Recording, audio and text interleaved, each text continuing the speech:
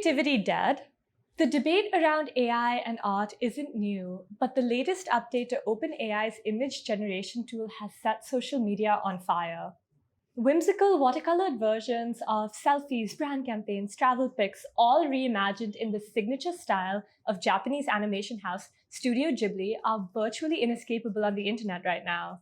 OpenAI CEO Sam Altman even had to issue a statement calling for users to limit their usage of the feature because of the strain it was putting on their graphic processing units.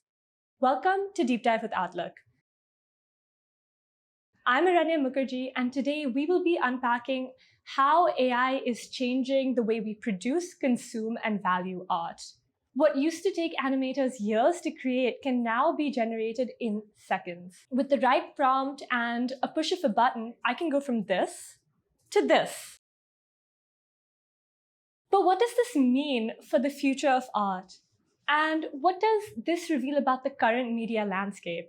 Japanese director and co-founder of Studio Ghibli, Hayao Miyazaki, is internationally renowned as a cinematic genius.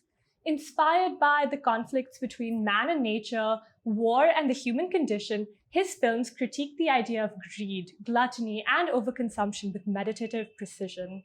The studio prides itself on using hand-painted 2D animation at a time when most studios used extensive CGI and other digital technologies. This labor-intensive, detail-oriented approach contributes to the fluid, dreamlike style Studio Ghibli has become known for. This 4-second clip from The Wind Rises took 13 months to animate. The Studio Ghibli case, while the most popular example right now, is not the first time AI has been used to produce and replicate art. 8 years ago, when shown a rendition of an early AI-generated animation, Miyazaki said, However, not all artists and curators would agree.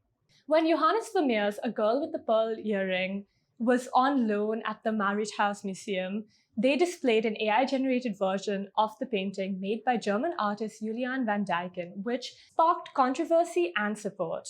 Several other AI-generated interpretations were also featured by the museum. Museum director Martin Gosling described the AI pieces as lovely, surprising, witty, and original works. But here's the thing, this isn't the first time new technology has disrupted our idea of what art should be.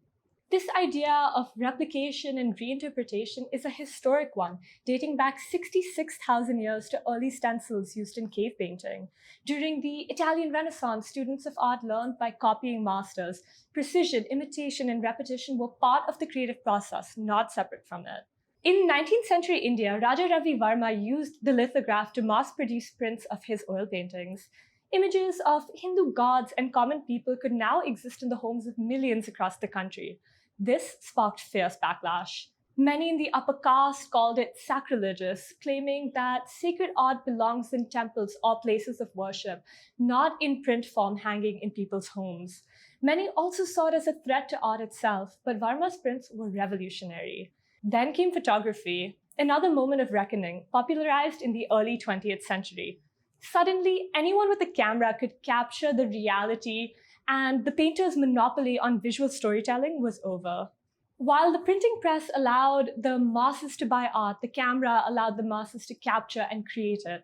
This also created a growing demand for content. Photographer and philosopher Susan Sontag wrote in the introduction to Peter Huger's 1976 book, Portraits of Life and Death, photography converts the world itself into a department store or museum without walls, in which every subject is depreciated into an article of consumption. Written nearly 50 years ago, Sontag's words still resonate today, particularly with the advent of AI. In today's digital era, AI-generated art fosters the culture of hyperconsumerism, where works can be mass-produced by anyone and rapidly consumed without much thought, leaving little room for emotion and the meditativeness that is essential to creations like that of Miyazaki's. Furthermore, the ingenuity of Miyazaki, Vermeer, Raja Ravi Varma is missing for AI-generated art, as it is only able to copy and reinterpret existing images. The new update reveals how OpenAI's ability to plagiarize is becoming increasingly unregulated, many calling it a direct violation of copyright law. Just last week, a federal court dismissed OpenAI's motion to dismiss the copyright infringement lawsuit filed against it by the New York Times. In an age where every aesthetic can be replicated and every emotion reverse engineered, we need to ask, what are we actually creating and who or what is profiting from it? Maybe creativity isn't dead, but it's being crowded out by content, fast, flat, and frictionless. Stay tuned for more deep dives like this.